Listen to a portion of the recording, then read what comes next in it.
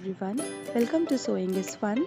Today in this video I'm going to show you some designer kurtis.